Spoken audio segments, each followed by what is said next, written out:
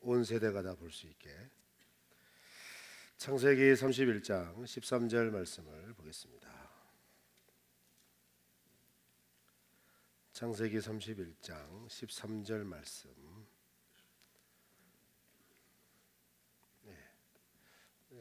다 같이 함께 읽습니다. 시작. 나는 베델의 하나님이라. 내가 거기서 기둥에 기름을 붓고 거기서 내게 소원하였으니 지금 일어나 이곳을 떠나서 내 출생지로 돌아가라 하셨느니라. 아멘.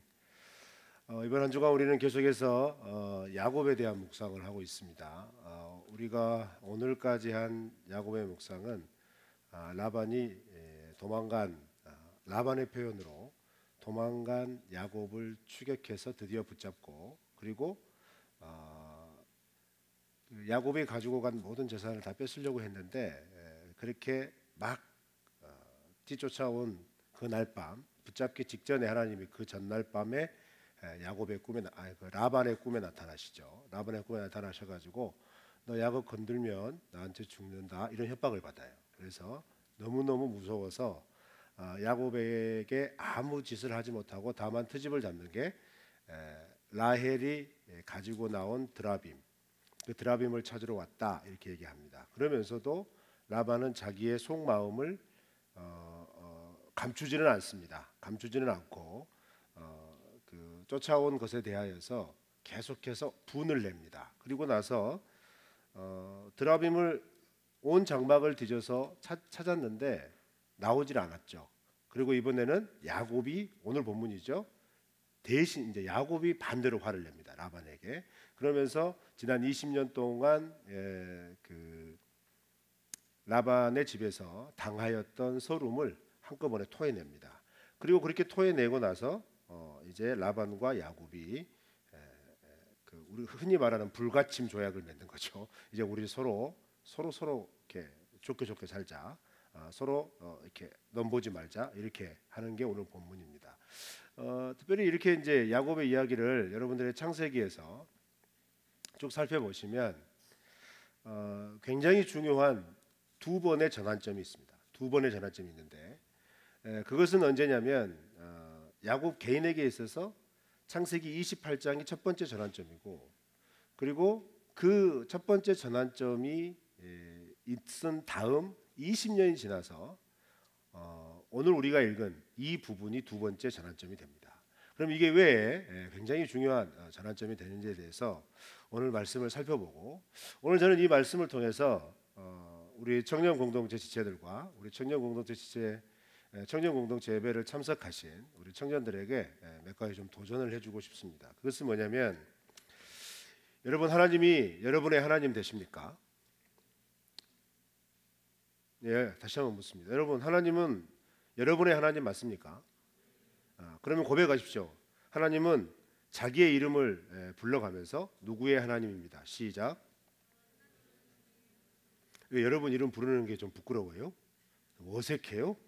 한번 해봐요. 다시 시작. 하나님은 김종홍의 하나님이십니다. 다시. 하나님은 누구의 하나님이다. 시작.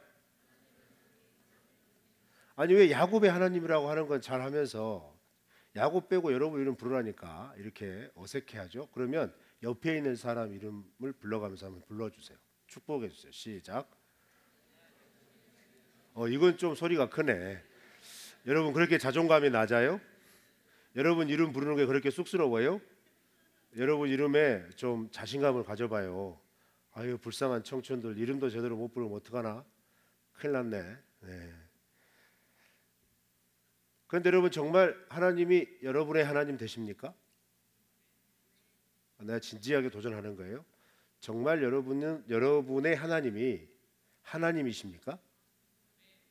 이 도전을 하고자 하는 거예요. 오늘 야곱이, 제가 지난 시간에 말씀드렸죠, 도망쳐 나올 때 나이가 몇 살이라고요?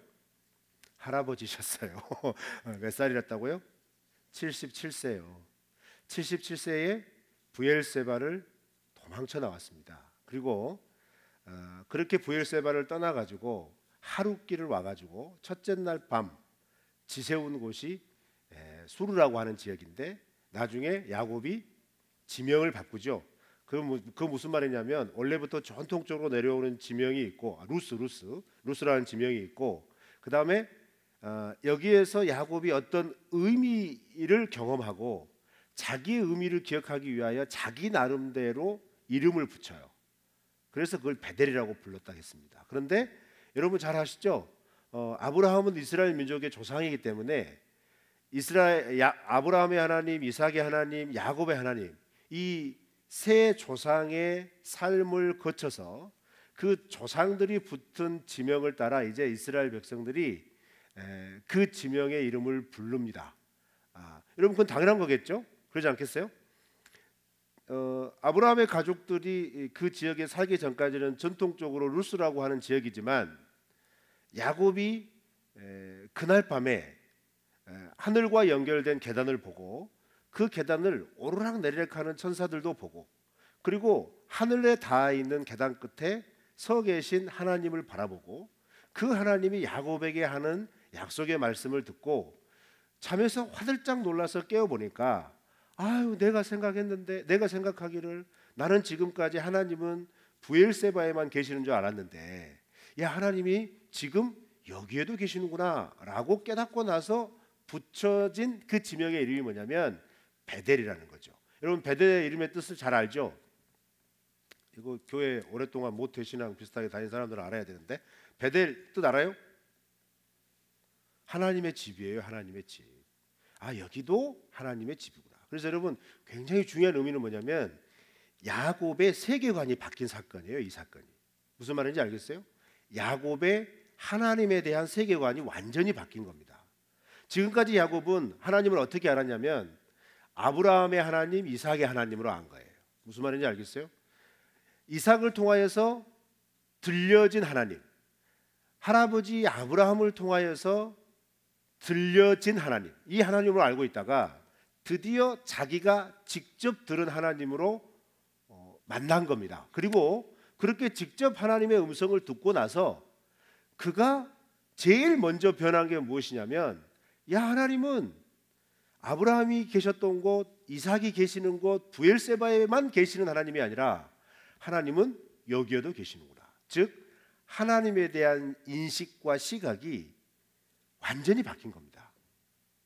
지엽적이고 어느 한 특정 부분에만 계시는 하나님이 아니라 온 세상 어디에나 계시는 하나님이라는 마음의 확신을 얻은 거예요. 그런데 또 놀라운 사실은 여러분 창세기 28장에서 야곱이 그의 인생 가운데 베델의 하나님이라고 하는 간증을 할 수 있도록 만난 그 하나님이 야곱에게 어떤 약속을 해주시죠?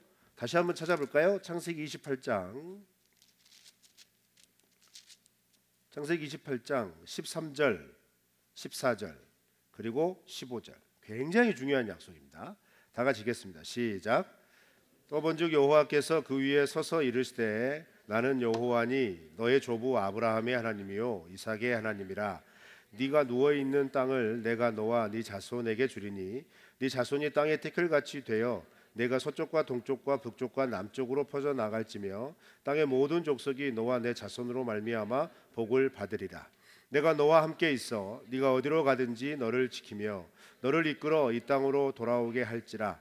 내가 네게 허락한 것을 다 이루기까지 너를 떠나지 아니하리라 하신지라. 아멘. 자, 그런데 여러분 베델에서 만난 하나님이 이 말씀을 하셨는데 이 말씀은 야곱이 태어나면서부터 들었던 말씀이에요. 다른 말씀 아니에요. 아브라함에게 하셨던 말씀과 똑같고 이삭에게 하셨던 말씀이 똑같아요.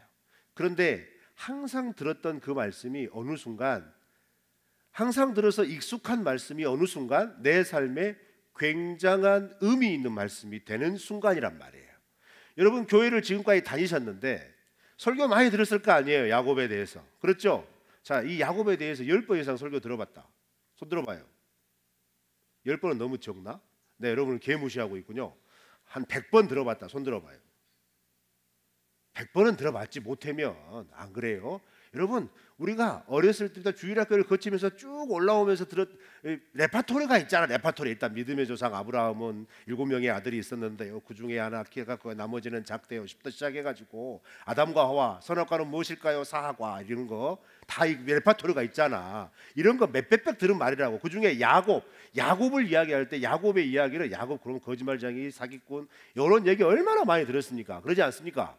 그런데 야곱도 마찬가지라니까. 반대로 생각을 해봐요. 야곱도, 여러분, 아브라함이 자기 손주에게 자기가 만난 하나님 이야기 안 하겠어요? 한다니까. 귀에 못이 박히도록 할 거란 말이에요. 아버지 이삭이 야곱에게 그 얘기 안 하겠냐고. 더더군다나 야곱은 둘로 산으로 돌아다니는 체질이 아니라 집에서 가만히 앉아갖고 오늘날로 말하면 레고나 조립하고 있는 애란 말이에요. 밖에서 안 놀고. 무슨 말인지 알겠어요? 그러면 그 아들한테 이런 얘기 안 하겠냐 이 말이에요. 한단 말이에요. 너무나 익숙한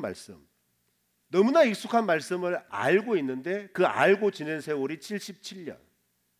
그런데 어느 날 한밤을 지나고 나서 그렇게 알고 있던 말씀이, 77년간 알고 있던 말씀이 전혀 새롭게 다가오는 경험. 이것을 우리는 하나님과의 인격적인 만남이라고 표현해도 무방합니다. 여러분, 그렇게 하나님 만나셨나요? 한번 생각해 봐요. 굉장히 중요한 전환점이 될 겁니다. 그러면 그렇게 전환점을 딱 맞이해가지고 야곱이 그때 너무 은혜를 받아가지고 어떤 행동을 합니까? 창세기 28장 그 이후의 말씀을 보면 가장 먼저 일어나가지고 겁이 나가지고 뭘 합니까? 자기가 베고 있던 돌을 딱 이렇게 세워가지고 딱 세웁니다. 그리고 내가 거기다 기름을 쫙 붓는 거죠. 그리고 하나님 앞에 약속을 합니다. 하나님께서 정말 여기서 꿈속에서 나타나신 대로 저를 어디를 가든지 먹을 양식을 주시고 거할 입을 옷을 주시고 거할 그릇을 주셔서 또 재산이 많게 해서 다시 돌아오게 하시면 그 모든 불어난 재산의 10의 1을 이곳에 드리겠다. 그리고 여기에 하나님의 집을 짓겠다. 이렇게 소원합니다. 그렇죠? 근데 이 베델이 지금 성경상에 나타나 있는, 우리가 익숙한 성경상에 나타나 있는 지리적 위치가 어디냐면 예루살렘에서 북동쪽으로 약간 떨어진 데. 무슨 말인지 알겠어요? 다 고만고만한 그 주변에서 성경의 이야기가 진행이 된다는 겁니다. 그런데 놀라운 사실은 고만고만한 그 지역에서 성경 이야기가 진행이 되는데 여기에서 진행되는 이야기가 어떤 사람에게는 많이 들려주고 많이 익숙하고 너무나 그 지식적으로 알고 있는 그런 이야기가 될 수 있겠지만 어떤 사람에게는 그 이야기가 자기 이야기가 되는 거예요. 자기 이야기. 여러분, 하나님의 말씀이 여러분의 말씀이 되시기를 축원합니다. 축원합니다. 이게 첫 번째 전환점이라는 거예요. 그리고 나서 그렇게 전환점을 맞이하고 나서 하나님 앞에, 여러분 은혜 받으면 다 하나님 앞에 약속하죠. 나 이제 하나님만 위하여 살겠습니다. 하나님 찬송만 하고 살겠습니다. 그래서 은혜 받은 놈들의 특징이 있죠. 여름 수련회 끝나면 집에를 안 가요. 썩을 것들이. 집에 안 가고 교회에서 맨날 찬양하고 재밌게 뭐 007 빵 노래는 했었고 그러죠. 교제하잖아요. 여러분 중고등학교 때 그러지 않았어요? 안 그랬구나. 여러분은 안 그런 거야. 그랬죠?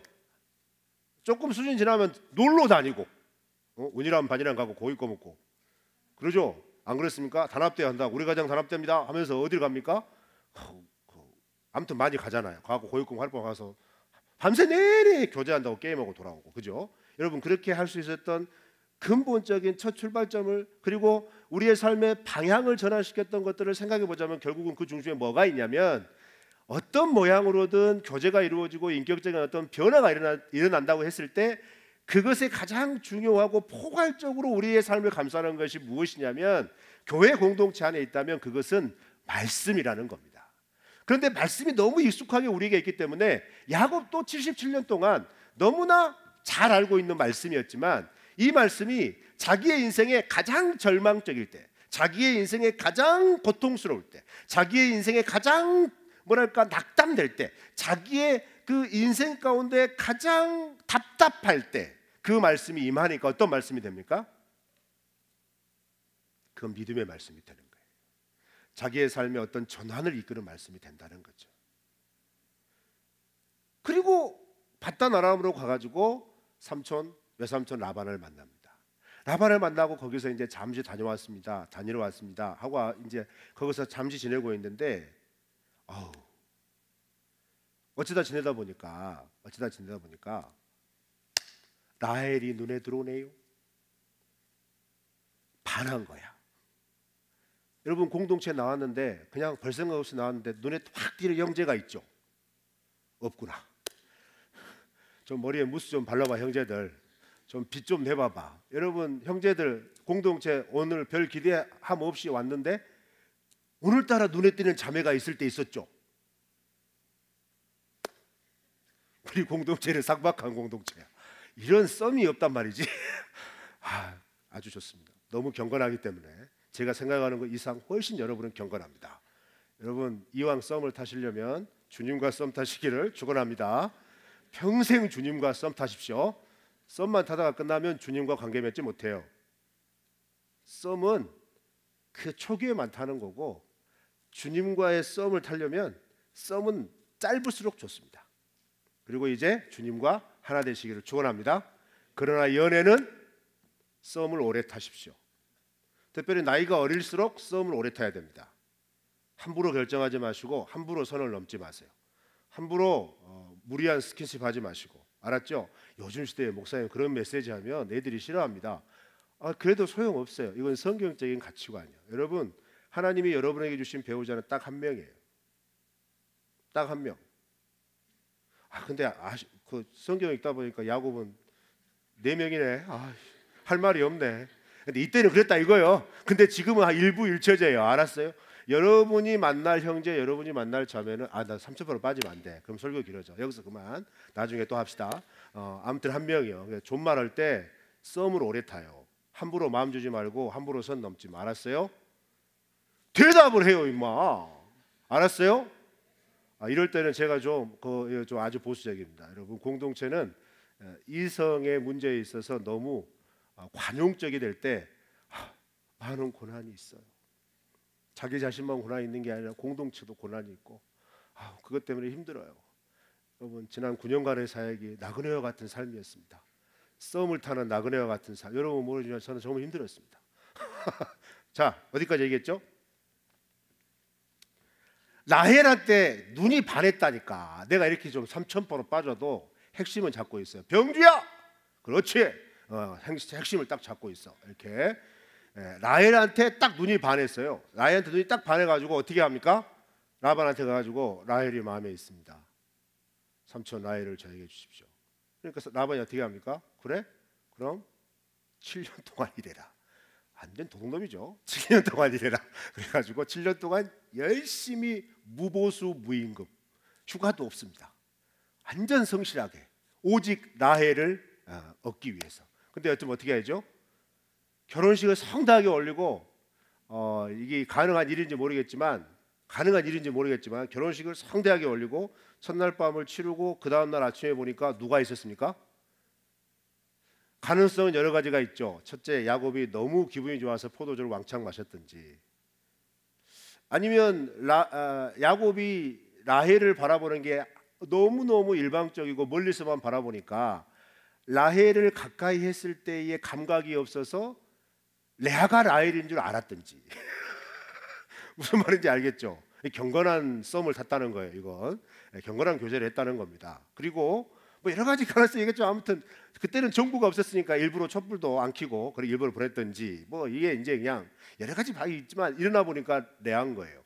너무 놀라가지고 가서 따지니까 우리 지방에는 이게 풍습이야. 언니가 먼저 가지 못해. 라헬과 결혼하고 싶어? 네, 삼촌. 그럼 7년 더 일해. 이렇게 되는 거예요. 그래서 라헬을 너무 사모해서 7년을 수일처럼 여겼어요. 그렇게 해가지고 7년 이후에 2명의 부인과 함께 결혼 생활하면서 그 결혼 지참금으로 7년의 시간을 이렇게 또 무보수 무임금으로 이렇게 한 겁니다. 근데 이 기간에 어떤 일이 벌어집니까? 라헬의 여종에게서, 레아에게서, 레아의 여종에게서, 그 다음에 라헬 자기가 애를 못 낳으니까 여종 벌어져가지고 라헬의 여종에게서, 그리고 막판에는 14년째 되던 해에 하나님이 라헬을 불쌍히 여기셔서 태를 열어가지고 드디어 라헬에게서도 첫 번째 아들이 태어납니다. 그래서 4명의 그 부인들에게 11명의 아들이 태어나고 1명의 딸이 태어나요. 그런데 성경을 보니까 라헬에게서 요셉이 태어나니까 그 전까지는 그냥 그렇게 묵묵하게 있었고, 또 마지막 두 번째 7년 해에 요셉이 태어나니까 이제 요셉이 마음에 이제 그 속에 이제 품었던 것들이 일어나는 거죠. 생각해 보니까 지금까지 무보수 무임금이었던 거예요. 품삯을 주지 않는 거예요. 아무리 그 라헬을 맞이하기 위한 결혼 집착금으로 이렇게 했다 할지라도 이건 너무한 거예요. 그래서 우리가 이제 이번 주간 했던 묵상의 내용들이죠. 야곱이 그 라반에게 가가지고 삭스를 요구합니다. 그런데 그냥 삭스를 요구하면 이 교활한, 정말 7년 울고고 울고서, 그리고 또 오늘 우리가 묵상해 보면 야곱이 라반에게 울분을 토해내면서 삼촌 라반이 나에게 10번이나 나를 속여가지고 품삯을 안 주지 않았느냐라고 말할 정도로 이 20년의 세월 동안 라반은 야곱을 사위로 생각하지 않고 어떻게 생각했느냐, 조카로 생각하지 않고 어떻게 생각했느냐, 종처럼 생각한 거예요. 종처럼 생각하는 그 라반에게서, 그걸 모르겠냐 말이에요. 야곱이 그 라반에게서 품삯을 닦아내기 위해서 야곱이, 여러분 놀라지 마세요, 전혀 말도 안 되는 조건을 제시하는 거죠. 그 조건이 뭡니까? 토요일 본문이죠. 점 있는 거, 얼룩진 거, 아롱진 거, 새끼 나면 다 나에게 주십시오. 근데 여러분, 나는 시골에서 살아서 저 어렸을 때 중학생부터 그 젖염소라고 해가지고 큰 염소가 있어요. 그래서 그 젖소처럼 이렇게 우유를 짜는 염소가 있어요. 그거 한 60마리 있었어 우리 집에. 제가 알아요. 그런데 그 젖염소는 다 하얀색이에요. 한 6년 집에서 이렇게 키웠는데 6년 동안 얼룩진 거, 아롱진 거, 그다음에 점 있는 거 한 마리도 보지 못했어요. 한 마리도. 그러니까 나는 이 말씀을 딱 읽고 야곱이 묵상할 때, 야곱이 이게 뭐 믿는 구석이 있나? 이거 말이 안 되는 거예요. 말이. 흰 것과 흰 것에서 이런 돌연변이가 나오기가 정말 힘든 거예요. 그렇잖아요. 여러분 뭐 다 알잖아요. 그거 배웠잖아요. 그 이과생들은. 그 뭔 법칙 있잖아. 나는 문과라 별로 기억을 못 하겠네. 그 뭐 법칙 있잖아. 그지? 이렇게 뭐 아무튼 그거 있잖아. 그지? 그거 있잖아요. 돌연변이가 나올 수가 없어요. 확률이 적다 이 말이에요. 확률이. 그러니까 라반이 콧웃음을 치는 거예요. 속으로 쾌재를 부르는 거예요. 아이고 내가 지금까지 평생 양을 쳤는데 흰 것과 흰 것에게서는 그 나올 확률이 너무 적다는 거예요. 그래 그럼 그렇게 해라. 딱 약속을 해버린 거예요. 그런데 여러분 그렇게 딱 약속을 하고 라반이 어떤 짓을 하냐면, 야곱이 맨 처음 할 때는 라반의 삼촌 집에 있는 얼룩진 거, 점 있는 거, 그 다음에 아롱진 거를 저한테 주라 이렇게 얘기했어요. 품삯으로. 그러고 나서 얘들을 키우다가 뭐 이렇게 세 가지 조건이 된 거 나오면 내 거고 흰 것이 나오면 내가 라반 삼촌에게 주겠다 이렇게 했거든요. 근데 여러분 말씀을 잘 읽어봐요. 그 말을 듣자마자 그렇게 하겠다 해놓고 라반이 어떻게 하냐면 구분을 해요. 점 있고 얼룩지고 아롱진 걸 딱 구분해갖고 아들들한테 맡겨가고 3일길을 뛰어갖고 보내버려요. 무슨 말인지 알겠어요? 그리고 야곱에게는 뭐만 줍니까? 하얀색 양과 염소만 줍니다. 하얀색 양만. 그럼 여러분 여기서 확률이 나오겠어요? 안 나오겠어요? 일반적으로 안 나온다 이 말이에요. 그런데 야곱이 그걸 데리고 가서 3일길 떨어진 곳을 치면서 이제 어떻게 합니까? 샘 곁에서 나무 3개가 나와요. 여러분 이거 그대로 따라하지 말아요. 이건 절대 효과가 없는 거예요. 그 나무를 3개를 딱 세가지고 줄기를 두문두문 벗기고 얼룩진 걸 만드는 거죠, 모양을. 그리고 우물가에 딱 세워요. 그럼 뭐예요? 그늘이 생기잖아요. 아롱아롱 지는 거예요, 물. 그러면 양들이 풀을 뜯다가 이렇게 목말라가지고 그 물가에 와가지고 물 먹다가 눈 맞아가지고 하룻밤을 지내네. 그럼 그렇게 해서 나온 새끼는 다 점 있고 얼룩지고 아롱진 것이 된 거예요. 그러니까 야곱이 또 가만 보다가 이건 비실비실한 양이 온단 말이에요. 그럼 그 나무를 딱 치워버려. 모르긴 못해도 6년 동안 야곱은 양을 안 치고 나무 껍질 벗기느라고 정신이 없었을 겁니다. 그러지 않겠어요? 이야, 근데 놀라운 사실이 일어나요. 놀라운 사실이 뭐냐? 30장 찾아봐요. 30장 그 방법으로 어떤 일이 벌어지냐면 30장 43절 30장 43절입니다. 다 찾았어요? 30장 43절 시작.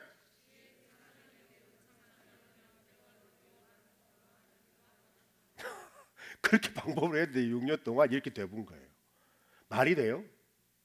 오히려 하얀 것과 하얀 것에서 새끼가 났는데 하얀 게 나온 게 신기할 정도가 돼버린 거예요. 자, 그러면 보세요. 자, 이 상태로 보세요. 여러분 성경 읽을 때 이런 설교 시간이나 이런 생각들을 한번 해봐요. 처음에 그 계약을 하고 라반이 어떻게 했다고 그랬죠? 아롱진 거, 얼룩진 거, 점 있는 걸 따로 빼가지고 어떻게 했다 했습니까? 아들들한테 맡겼습니다. 그렇죠? 그래가지고 어떻게 했다겠죠? 3일끼리 떼어놨다겠죠. 그러면 자 보세요.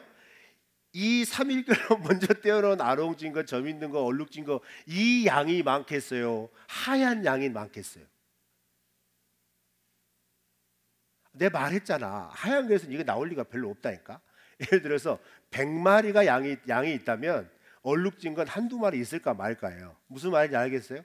잘 생각해야 돼요. 성경은 이렇게 읽으면 굉장히 재밌어요.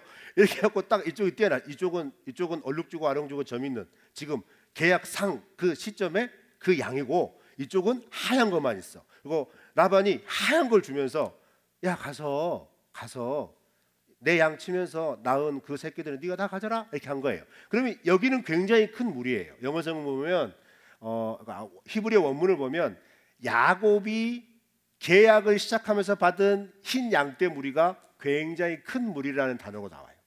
근데 여기는 작아요. 그리고 나서 6년이 지났어요. 6년. 이 하얀 것은 원래 라반 거예요. 그래도 이제 6년이 지나니까 죽을 놈은 죽고 살 놈은 살겠죠. 알겠어요? 그리고 근데 중요한 건 뭐냐? 6년 동안 어떤 일이 벌어져요? 여기서 나온 것이 다 점 있는 거, 아롱진 거, 얼룩진 거란 말이에요.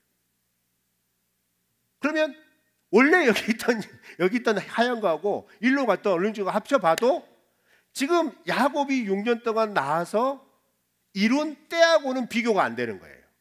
그러니까 어떤 반응이 나오느냐? 34장 1절 말씀 반응이 나오는 거예요. 31장 1절 말씀 반응이 나오는 거예요. 그 반응이. 그래서 그 반응이 나오는 겁니다. 31장 1절 시작.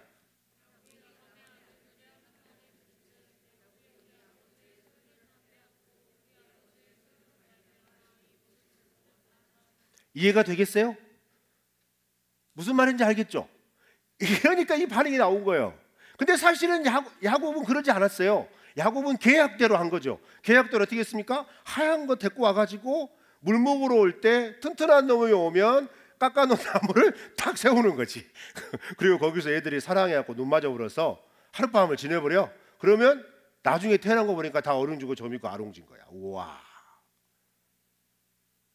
놀라운 일이 벌어진 겁니다. 그리고 여러분 NIV 성경을 가지고 있는 사람을 보면은 30장 43절 말씀을 직역을 하면 어떻게 우리가 표현을 할 수 있냐면, 이러한 방법으로 야곱은 대단히 번영하고 성장해서 큰 무리를 이루었다. 굉장히 중요한 건 큰 무리예요. 우리 개역 개정에서는 뭐라고 되어 있냐면 매우 번창하여 양떼와 이렇게만 번역이 되어 있는데, 영어 성경을 보면 큰 떼를 이루었다고 말해요. 큰 떼를. 그리고 거기에다가 노비, 개역 개정은 노비로만 얘기하지만 영어 성경은 구체적으로, 그리고 히브리 성경도 구체적으로 얘기합니다. 뭐라고 얘기했냐면 남종과 여종이 많아졌다 이 말이에요. 매우 많아졌다 이 말이에요. 그리고 낙타와 나귀도 굉장히 많아졌다 이렇게 말해요. 여러분, 이게 야곱이 기술이 좋아서 그런 겁니까? 최신의 영농법을 배워서 축산법을 배워가지고 인공 수정을 시켜서 그런 겁니까? 그러지 않았다는 겁니다. 그래서 이 사실을 31장에 와서 딱 들어오면서 이제 한 6년쯤 지나니까 6년이라고 계약한 거 아니에요. 앞으로 이렇게 태어난 얼룩진 거, 점 있는 거, 아롱진 건 다 내 겁니다 라고 하는 거 계약을 하고 그래라 하고 딱 줬는데, 그렇게 해가지고 6년이 지난 거예요. 6년이 지난 시점쯤 보니까 라반의 아들들을 보니까 이제는 자기 아버지의 양떼보다 더 커진 거예요. 자기들의 재산보다 더 커진 거죠. 그러니까 뭐라고 말하냐면, 아들들이 보기에 6년 전에 우리 아버지가 야곱에게 자기도 눈에 봤을 때 그냥 큰 무리를 준 거예요. 하얀색 큰 무리를, 흰 양떼를 준 거라 이 말이에요. 근데 자기 아들들한테 뭘 줬어요? 점 있는 거, 아롱진 거, 얼룩진 거 줬다 이 말이에요. 그런데 시간이 지날수록 보니까 여러분 6년의 세월이 지나면서 그 흰색들이 자연사하는 양들도 있을 거고 그러지 않아요? 들에 있으니까 짐승들한테 잡아먹힐 수도 있을 것이고 늑대나 이리들한테. 안 그래요? 점점 줄어드는 거예요. 근데 태어나긴 태어나는데 태어나는 것보다 어떻게 생겼냐면 다 비실비실하다 이 말이에요. 약해 빠졌어. 근데 그게 점점 처음엔 설마 긴가민가 했는데 6년이 지나니까 확연하게 드러나는 거죠. 그러니까 아들들의 반응은 뭐냐? 야곱 이놈이 아버지 재산, 아버지 양떼 데리고 가가지고 자기 재산 불렸다 오해하는 겁니다. 그리고 라반은 자기가 한 말이기 때문에 어쩌지도 못하고 뭔 표시도 못하는 거예요. 그래서 2절 말씀해 보니까 라반도 예전과 같이 자기를 대하지 않는다는 걸 야곱이 느낍니다. 어떻게 해요? 라반의 얼굴빛으로 떡더럽한 거예요. 정말 성질 나는 거죠. 그렇게 뭔가 불안함을 느끼고 있을 그때 야곱이 라반의 집에 온 지 20년 되던 해에 20년이 다 차던 그 해 어느 날 꿈을 꾸는데 하나님의 사자가 나타난 겁니다. 그렇게 나타나서 이제 더 이상 여기 있을 필요 없다. 떠나라. 말씀한 거예요. 그리고 그 말씀을 딱 꿈에서 꾸고 나서 바로 일어나자마자 야곱이 어떻게 하냐면 여러분 31장의 전반적인 흐름이 그거예요. 가장 먼저 뭘 했냐면 라헬과 레아를 불러냅니다. 잘 들어야 돼요. 지금 6년 전의 상황을 기억하자면 라헬과 레아는 어디 있냐면 삼촌 라반 아버지 장막에 있어요. 이 아버지 장막에서 야곱은 3일길 떨어진 곳에 어때요? 지금 있는 거예요. 따로 있는 거예요. 그러니까 사람을 보내가지고 노비를 보내가지고 가서 그 안방마님 두 분 모시고 와라 해가지고 나오게 해서 어젯밤에 꾸었던 얼마 전에 꾸었던 이야기를 조근조근 해주는 겁니다. 그런데 여러분 정말 심각하고도 중요한 흐름을 우리가 여기서 잡아내야 돼요. 어떤 거냐면요 4절 보세요. 4절 그리고 5절 보세요. 5절 이 라헬과 레아를 자기 양떼에 있는 둘로 불러다가 그들에게 이르되 내가 그대들의 아버지의 안색을 본즉 내게 대하여 전과 같지 아니하도다. 그러할지라도 내 아버지의 하나님은 나와 함께 계셨느니라. 이 말은 무슨 말이냐면 그렇게 계약이 시작되고 나서 어느 시점부터 라반의 안색이 안 좋았다는 거예요. 그런데 야곱은 어떻게 이 이야기를 설명하냐면 그래도 내 아버지의 하나님은 나와 함께 하셨다 이 말이에요. 그 말은 무슨 말이에요? 지켜주셨다는 거예요. 그 말은 라반이 자기가 직접 하진 않았지만 야곱을 충분히 어떻게 했다고요? 위협할 행동을 했다는 겁니다. 서운한 행동을 했다는 겁니다. 그리고 나서 또 어떻게 얘기하냐면 그대들도 알거니와 내가 힘을 다하여 그대들의 아버지를 섬겼는데 그대들의 아버지가 나를 속여 품삯을 10번이나 변경하였고 그러나 하나님이 그를 막으사 나를 해치지 못하게 하셨다. 여러분 이게 말이 안 맞아요. 앞뒤가. 그죠? 잘 봐봐요. 나를 속여 품삯을 10번이나 변경을 했는데 그 뒤에 오는 야곱의 해석은 뭐냐면 하나님이 그를 막으사 나를 해치지 못하게 하셨다. 그 말은 무슨 말이냐면 품삯을 10번이나 변경하는 과정 가운데 어떤 충돌이 있었다는 거예요. 알력이 있었다는 거죠. 그런 상황에서 하나님이 나를 지켜주신 거다. 이렇게 고백하는 겁니다. 그리고 또 어떻게 얘기를 하냐면 그가 이르기를 그러면서 이건 아까 얘기했던 얘기죠. 그리고 9절 하나님이 이같이 그대들의 아버지의 가축을 빼앗아 내게 주셨느니라. 그럼 여러분 6년 동안 점있고 아롱지고 얼렁진 양들이 태어난 것은 누구의 역사라고요? 하나님의 역사라는 거예요. 하나님이 이 라반의 악함을 보시고 라반에게서 라반의 가축을 빼앗아 내게 주신 것이다. 이렇게 고백을 하는 거예요. 그런데 여러분 이 고백이 잘 들어보세요. 베델에서 하나님을 만나고 라반의 집에 정착하고 20년이 지나도록 20년의 삶을 지나올 때 처음 나타납니다. 처음 고백하는 거예요. 더욱 놀라운 사실은 야곱에게서 인생의 가장 중요한 일이라고 할 수 있는 두 번의 결혼, 그죠? 두 번의 정식 결혼. 이 두 번의 정식 결혼을 할 때 야곱은 어떤 곳을 찾아봐도 하나님께 묻지 않습니다. 하나님께 의뢰하지 않습니다. 그냥 자기가 보기에 좋고 자기가 마음에 드는 라헬을 얻기 위해서 어떻게든 라헬과 결혼하기 위하여서 자기의 지금 이 어려움을 참고 있는 거예요. 그런데 그런 순간에 하나님께 기도하지 않습니다. 그렇게 20년을 지내고 20년 말째쯤 돼가지고 야곱이 어느 시점에서부터인가 베델의 하나님의 약속의 말씀이 그의 삶에 적용되고 간섭하고 있음을 인지하기 시작하는 거예요.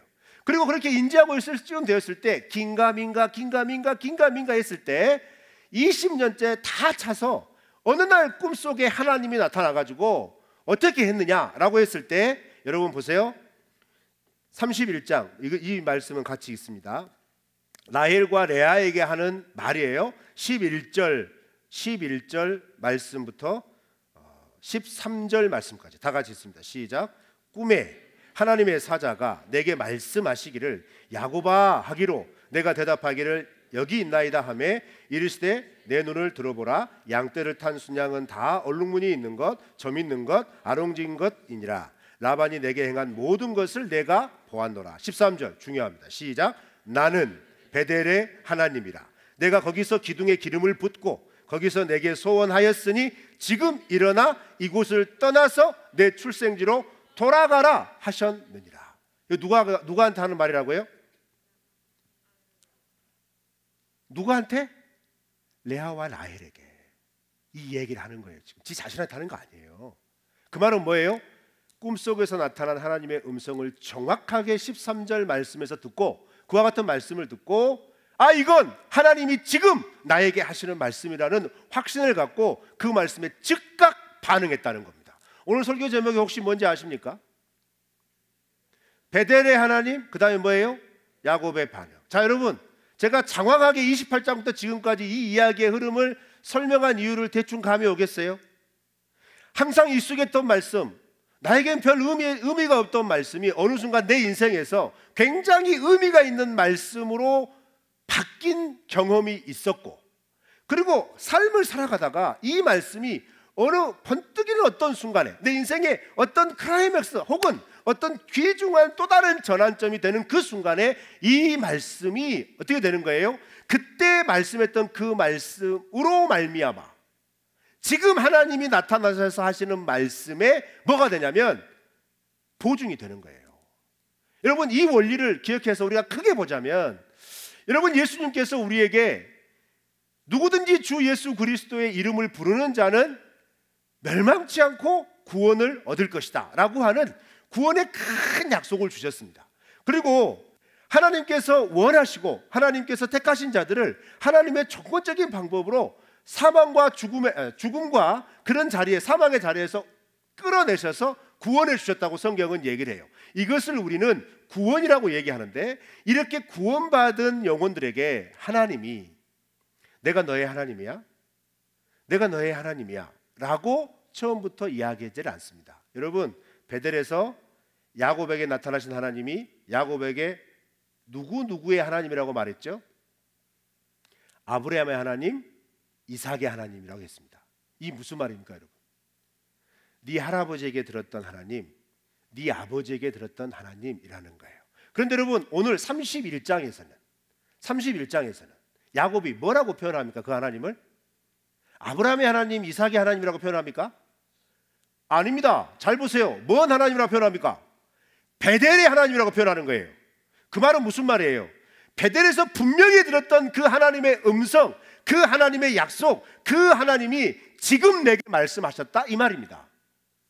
여러분, 이 이야기를 우리의 구원의 과정과 함께 전체적으로 적용해 보자면 사도행전에 있는 말씀, 특별히 우리가 로마서에 있는 말씀, 그리고 구원 계획의 관계에 대해서 우리의 역할에 대해서 성경이 말하는 여러 구절을 살펴보았을 때, 절하는 자가 없이 어찌 들으리요? 들은 것이 없이 어찌 믿으리요?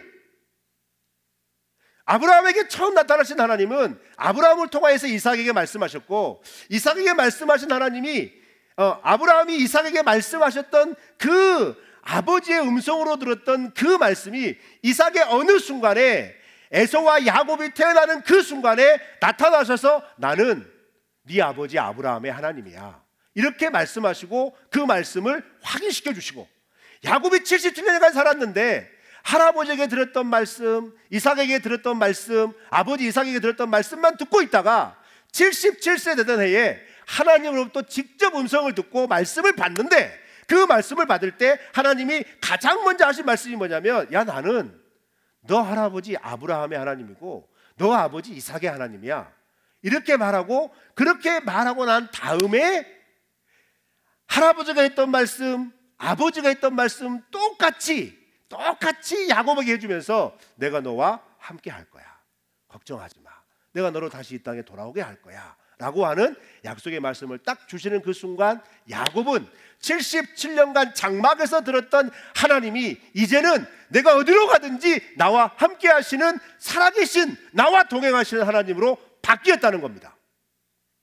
사랑하는 청년 여러분, 교회에 와서 예배를 드리고 교회에서 설교를 듣고 말씀을 듣는데, 이렇게 말씀을 매주 듣고 매일 어떤 말씀의 기회를 접하던 그 말씀이 그냥 한 번 듣고 들려진 말씀으로 끝나는 게 아니라, 여러분의 삶에 어느 순간에, 야, 내가 언제 너에게 이 말씀을 했잖아. 나는 그 너의 하나님이야 라고 하는 이 은혜가 여러분의 삶에 어느 순간에 반드시 임하기를 주님의 이름으로 축원합니다.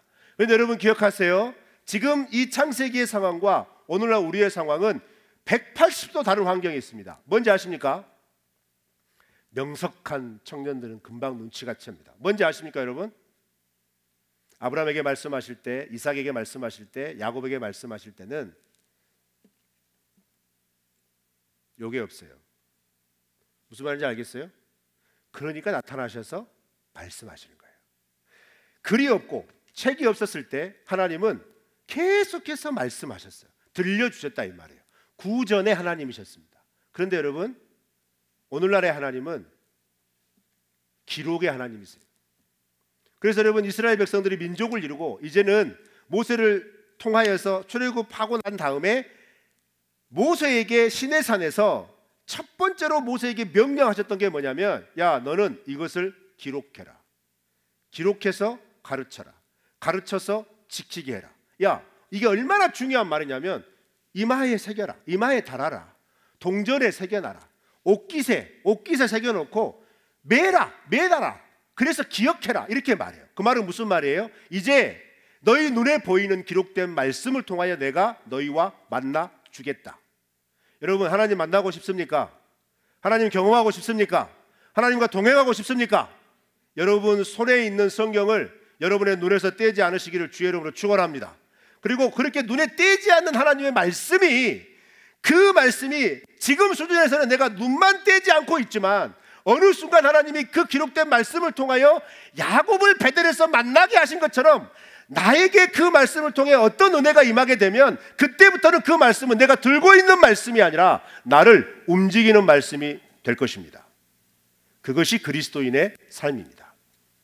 그리고 이러한 삶을 하나님께서 우리에게 보장을 하셨는데, 중요한 건 뭐냐? 하나님이 보장하셨는데 우리는 이걸 누리지를 못하는 거예요. 굉장히 중요한 겁니다. 누리지를 못하기 때문에 예수님께서 친히 이것을 누리도록 너희를 도와주실 하나님이 너희에게 임할 거다 말씀하신 거예요. 그 하나님이 성령 하나님이신 겁니다. 그래서 여러분이 예수 그리스도를 영접한 순간 성경은 우리에게 정확하게 말합니다. 내가 예수 그리스도를 나의 구주로 영접하는 순간 하나님은 우리의 신분을 완전하게 구원하는 자리로 옮겨주셨고, 내가 인정하든 내가 인정하지 않든 하나님 편에서는 너희를 사망의 자리에서 생명의 자리로 옮겼느니라 딱 선포를 하시고, 그 다음에 근데 나는 삶 속에서 내가 일로 옮겼는지 도무지 감이 안 오는 거예요. 뭔가 경험이 안 돼. 증거를 찾아봐도 이건 성경이니까 당연히 이렇게 말씀하시겠죠, 이렇게 말한단 말이에요. 그래서 하나님이 뭘 하시냐면, 그런 너희의 구원을 확증하고 보증시켜 주기 위해서 내가 성령 하나님을 너희에게 보내줄 거다. 그래서 여러분, 성령이 임하시면 사도행전 초반부에 뭐라고 말합니까? 너희가 뭘 받아? 권능을 받아. 여기서 권능을 여러분은 예수의 이름으로 명하노니, 이렇게 생각하면 안 돼요. 이게 먼저가 아니에요. 여기서 이 권능은 뭐냐면요, 저는 개인적으로 이 부분을 이렇게 여러분과 나누고 싶어요. 성령이 임하시면 말씀이 나를 움직이도록 말씀 자체에 나에게 힘을 부어준다는 겁니다.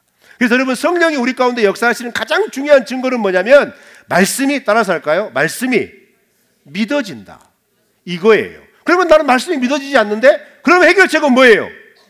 성령님을 구하시면 돼요. 예수님이 말했잖아요. 구해라, 기다려라, 오실 때까지 기다려라. 여러분, 이 원리는 앞으로 오고 오는 세대 가운데 변하지 않는 원리입니다. 몇십 년 교회 다니셨는데 하나님 모르시겠다고요? 말씀이 뭔지 모르겠다고요? 말씀이 깨달아지지 않는다고요? 그러니까 기도해, 그러니까 말씀 봐, 이런 말에 질리게 귀에 들었다고요? 웃기는 소리 하지 마세요. 그런 말을 들었다면 순서를 정하고자 했을 때 가장 먼저 해야 될 건 뭐냐면, 인격적으로 여러분 안에 계신 성령님을 영접하는 게 중요합니다. 성령님, 나에게 임하여 주세요. 내가 하나님의 말씀을 들을 때 이 말씀이 나의 말씀이 되게 해주세요. 내가 이 말씀을 받고 이 말씀을 붙잡고 동행할 수 있는 능력을 주시고 파워를 주세요 라고 하는 기도가 첫 번째라는 겁니다. 왜요? 하나님은 인격적인 하나님이시니까. 성령님은 우리에게 인격과 함께 움직이시니까. 뭐 주문 외우듯이 기도해가지고 방언받으면 그게 능력이 아니란 말이에요. 뭐 주문 외우듯이 뭔가 했는데 갑자기 내 몸에 푹 떠오르는 것 같은 그런 어떤 환각 상태에 빠지는 그런 게 아니라 이 말이에요. 하나님은 우리가 말씀을 읽을 때 그 말씀이 내 마음을 환하게 하는 느낌, 내 마음이 환하게지면서 내가 이 말씀을 한번 믿어봐야 되겠다, 내가 이 말씀을 따라 살아가 봐야 되겠다, 즉 순종하고자 하는 마음. 오늘 말씀에도 그 얘기가 바로 나와요. 야곱이 인생의 두 번째 전환점에서 꿈속에 나타난, 두 번째로 나타난 하나님이 하신 말씀을 듣고 즉각적으로 움직여서 두 가지 행동을 합니다. 어떤 행동을 합니까? 첫 번째는 라헬과 레아를 불러들입니다. 불러들여서 뭔 얘기를 합니까?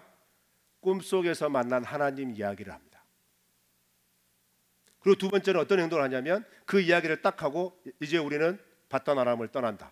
그리고 바로 떠납니다. 무슨 말인지 알겠습니까, 여러분? 이해가 되십니까? 귀 있는 자는 들으시기를 축원합니다. 하나님의 말씀이 이와 같이 여러분에게 역사하기를 바랍니다. 그런데 여러분, 이 말씀이 우리에게 역사하지 않는 이유가 뭐겠습니까? 이미 우리는 기록된 말씀, 완성된 말씀이 우리 가운데 있는데 왜 우리에게는 이러한 것들이 체감되지 않느냐? 여러분이 성령님과 동행하지 않기 때문입니다. 여러분이 성령님을 인정하지 않기 때문이고, 저 나아가 아주 기초적으로는 성령님을 구하지 않기 때문입니다. 여러분, 저와 9년을 호흡하셨으니까 제가 은사주의자가 아니라는 건 아시죠? 저는 신비한 거 잘 못합니다. 방언 받아라, 전 못합니다. 그러나 여러분, 제가 여러분에게 확실하게 말하고 싶은 건 뭐냐면, 하나님의 말씀이 말씀되게 하는 것이 성령의 참된 능력인데, 하나님의 말씀이 말씀되게 하는 그 참된 능력이 우리 삶 가운데 나타나는 것은 결국은 내 삶이 그 말씀에 순종하느냐 순종하지 않느냐의 차이입니다. 말씀을 정리합니다. 사랑하는 청년 여러분, 우리는 20여일 남짓 해피플러스를 앞두고 있습니다. 저는 한 가지에 먼저 집중했으면 좋겠어요. 베델의 하나님이라는 소식을 듣고 야곱이 했던 반응을, 그 첫 번째 반응을 여러분들이 생각해 봤으면 좋겠습니다. 31장 4절 말씀에 보면 그 첫 번째 반응이 뭐냐면 라헬과 레아를 부르러 간 겁니다. 불러오라는 겁니다. 왜요? 그 하나님을 들려주기 위해서요. 그렇다고 한다면 여러분, 우리가 단순하게 적용해 봅시다. 하나님의 말씀의 감동이 우리 가운데 임했다고 하는 증거는 뭐냐? 하나님의 말씀이 예전에는 그저 평범한 말씀이었는데 지금은 이 말씀이 나에게 정말 소중한 말씀이야 라고 하는 정말 주관적인 증거가 뭐가 되겠느냐? 그 말씀이 여러분의 입 밖으로 나오는 것입니다. 그 말씀을 통해 여러분에게 나타나신 하나님이 여러분의 입술을 통하여 증거되는 것입니다. 그리고 여러분의 인생이, 야곱은 20년의 삶을 얘기했지만 여러분이 여러분의 어떤 삶을 얘기하든지 간에 그 이야기의 주인공이 하나님이신 겁니다. 31장을 쭉 보세요. 계속해서 누가 주인공이냐면 하나님입니다. 라헬과 레아에게 얘기를 할 때 내가 이렇게 고생했어, 당신은 몰랐지, 한탄하는 게 아닙니다. 내가 그 순간에 하나님이 나를 지켜주셨고, 그 순간에 하나님이 나를 이렇게 인도하여 주셨고, 그 순간에 나를 보호하여 주셔서 내가 지금 여기에 있는 거라고 얘기하고 있다는 겁니다. 그 말은 무슨 말입니까? 레아와 라헬은 야곱의 하나님을 모르는 거예요. 그 증거를 또 한 가지 들어볼까요? 라헬이 집을 떠날 때 가장 먼저 챙긴 게 뭡니까? 드라빔입니다. 라반의 드라빔. 자기가 평생 아버지와 함께 간직하고 있었던 가정에서 섬기는 우상, 그걸 가장 먼저 챙기고 따라 나섭니다. 야곱은 몰랐습니다. 그 말은 무슨 말이에요? 라헬과 레아는 이제 야곱에게서 이제 그 말씀이 들려진 거예요. 그러니까 삶은 아직 그 말씀을 따라가지 못하는 거지. 사랑하는 청년 여러분, 여러분 안에 말씀이 있는 줄로 믿습니다. 그 수준의 정도는 차이가 있겠지만 하나님은 여러분이 예수 그리스도를 영접한 믿음의 고백을 하였고 그 증거로 여러분이 교회 공동체 생활을 지금까지 해오게 하셨다면 그 무구한 세월 시간 동안 여러분에게 반드시 하나님이 말씀을 주셨을 줄로 믿습니다. 그 말씀이 여러분의 입술을 통하여 여러분의 삶 가운데 드러나는 삶이 되시기를 주의 이름으로 축원합니다. 그리고 이 말씀은 성경의 전체로 보니까 요한복음 1장 1장에서는 뭐라고 말합니까? 태초에 말씀이 계시니라. 이 말씀은 예수 그리스도라, 이렇게 말합니다. 우리의 입술을 통하여서 나오는 모든 하나님의 말씀의 결론은 결국은 나를 구원하여 주신 예수 그리스도, 그분에 관한 이야기여야 한다는 겁니다. 여호수아 청년 공동체에게 포기하지 말아야 할 가치가 있다면, 여러분 주위에 난관에 걸려있는 많은 프로그램이 있지만, 많은 가치와 비전이 있지만, 여러분 교회 공동체에 정말 포기하지 말아야 할 가치는, 정말 포기하지 말아야 할 가치는 하나님을 알지 못하는 영혼들에게 하나님을 알게 하는 겁니다. 그건 뭐겠습니까? 우리의 삶 가운데, 우리 공동체에 하나님을 알지 못하는 청년들이 와서 하나님을 믿는 청년이 되게 하고, 하나님의 믿는 청년이 왔다면 그 하나님을 믿는 수준이 아니라 하나님을 따라가는 제자의 삶이 되게 하는 공동체. 여러분, 이 공동체의 삶은 예수 그리스도를 머리로 하는 모든 지상의 교회들에게 예수님께서 직접 명령하시고 기대하시는 겁니다. 전도 그거 안 해도 되잖아요. 우리 믿는 사람 많은데. 아니에요 여러분. 여러분 전주의 기독교율이 몇 프로인지 아십니까? 많이 잡으면 37%를 잡습니다. 이 전라북도 보고마율. 그러면 우리는 우와 37%에 집중하잖아요. 그죠? 그러나 여러분, 지금 여러분 주위에 6사람 이상은 예수를 안 믿는 거예요. 겨우 서너 사람 믿고 있는데 우리는 거기에 안주하고 있는 거죠. 그럼 그 사람들은 어떻게 전도해요? 여러분 전도하려고 부담 갖지 마세요. 여러분 안에 있는 말씀을 가서 이야기해 주면 됩니다. 여러분의 삶으로 드러내주면 되는 거죠. 우리가 매년 하루 하는, 1년에 한 차례 하는 해피 플러스는 바로 이런 것을 하나님 앞에 그래도 한번 따라가 보자. 내 안에 계신 예수님 1년에 한 번이라도 내 입술을 통해서 한번 표현해 보자, 이렇게 해서 하는 행사란 말이에요. 여러분, 사실은 우리 공동체는 해피 플러스를 해가지고 재미 못 봤습니다. 무슨 말인지 알죠? 투자 대비, 그 뭐라고 해야 되지? 투자 대비 실효성이라고 해야 되나? 수익성이라고 해야 되나? 여러분, 연극 공연한다고 몇백만 원 쳐 발랐는데, 죄송해요 이런 표현을 했어요 몇 년 전에, 쳐 발랐는데 영접 교회 다니고 그대로 다닌 사람들 한두 명 될까봐 진짜 환장하고 밑을 노리시죠. 이건 경제 논리로 하는 게 아니라는 거예요. 한 영혼을 위하여 온 공동체가 그런 집중할 수 있는 마음가짐이 있다면 하나님은 이 공동체에게 분명히 말합니다. 성경은 어떻게 말하느냐? 우리가 추수할 것이 아닙니다. 이미 추수할 것은 다 널려져 있고, 하나님이 일꾼을 보내어달라고 우리에게 뭐라고 말씀하셨냐면 기도해라고 말씀하셨어요. 너희들이 가서 나 벼비어라 이렇게 말 안 했어요. 추수해라 말 안 했어요. 일꾼을 보내어 주소서 이렇게 말씀했어요. 그러면 그 일꾼을 보내준단 말의 의미가 무엇입니까? 여러분, 전도는 나의 고백과 나의 강구를 통해 성령님이 하시는 겁니다. 내가 말하는 예수 그리스도의 이름의 고백을 그 사람이 듣고 그 들음에서 믿음이 나는 게 전도입니다. 그러면 누가 전도하는 거예요? 성령님이 하시는 거라는 거예요. 하나님이 하시는 거란 말이에요. 그런데 여러분이 입을 꼭 담고 교회 다녀봐, 이건 전도 아닙니다. 여러분 안에 있는 말씀을 고백해야 됩니다. 여러분의 하나님을 이야기해 줘야 됩니다. 여러분의 삶 가운데 하나님이 여러분의 삶을 변화시킨 이야기를 이야기처럼 들려줘야 하는 겁니다. 그러면 그 이야기를 딱 듣고 성령님께서 그에게 임하셔서 그의 마음을 사로잡아 주실 줄 믿습니다. 그래서 여러분, 전도는 인격적인 것이어야 하는 거예요. 우리 여호수아 청년 공동체가 이와 같은 반응을 하나님 앞에 우리의 사는 삶 동안 드려지기를 주의 이름으로 축원합니다. 여러분의 말씀이 평범한 말씀에서 의미 있는 말씀으로 변한 그 말씀이 있다면 그 말씀이 이제는 어떤 말씀이 돼야 되냐면 들려주어야 할 말씀이 돼야 된다는 거예요. 내게 의미 있는 말씀은 나에게뿐만 아니라 이 말을 들어야 할 사람이 반드시 있는 겁니다. 이와 같은 공동체가 되시기를 주의 이름으로 축원합니다. 우리 찬양하면서 하나님 앞에 헌금하고 우리 기도하고 우리 예배를 마치도록 합시다.